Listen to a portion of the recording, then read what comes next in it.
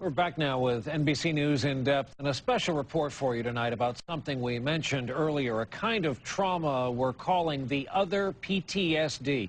As we saw in the story at the top of this broadcast tonight, we've come to equate post-traumatic stress disorder with combat. But what a lot of people don't know is that there can be another major trigger, one that affects a lot of women who now make up fully 15% of this nation's armed forces, more than ever before.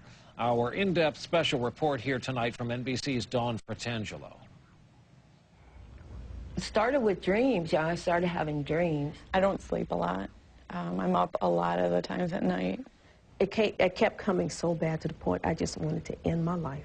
These women have in common a deep love for the military and a diagnosis that took them by surprise: post-traumatic stress disorder. She thought I had PTSD, and I said, I thought that's what you got from combat. Kick it really hard towards Dad.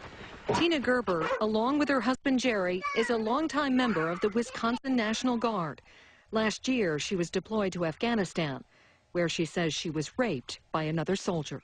All the stories that you hear about women not doing anything about it and crawling into their own little hole and hiding from it and not talking about it, I always thought, well, that's ridiculous. You know, if it happens to me, I'm going to be out there. You know, that's not what I did at all. I hid, and I didn't talk about it. 3 days later, Tina did talk to a doctor, and with help was released from active duty. Last November, she came home to her family. When she came home, it was probably 2 months before she'd even really leave the house. She wouldn't leave the house by herself at all. Tina received an early diagnosis of PTSD and therapy and found this: an internet chat room of women with what's called military sexual trauma. I couldn't believe that there was a whole bulletin board out there or a whole vet group just for this. What does that say to you?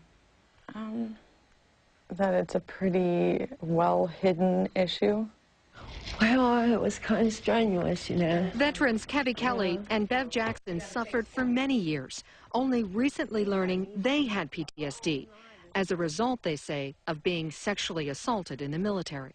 For the first year and a half, they were trying to convince me that I had PTSD, and I am like, no. You can start to pull out of your toolbox, okay, what do I need right now? They are among hundreds who've been treated at the Women's Trauma Recovery Program in Palo Alto, California, run by the Department of Veterans Affairs. This is my room. This is nice. NBC News was given exclusive access to this residential program.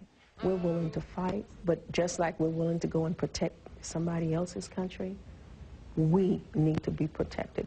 The Pentagon says it's making strides to prevent sexual assaults. Of those treated for PTSD at this program, 78% were admitted with military sexual trauma. And therapists here say applications have increased significantly. Both combat trauma and sexual trauma are important deployment mental health issues right now, and the VA is absolutely taking sexual trauma as seriously as combat trauma. Military sexual assaults were up again last year, but the Pentagon says part of that is due to a new reporting system that allows victims to get immediate care without informing a higher officer. We have a lot more faith in the system. Tina Gerber says that new system helped give her the initial support she needed. Mom. But she has no illusions.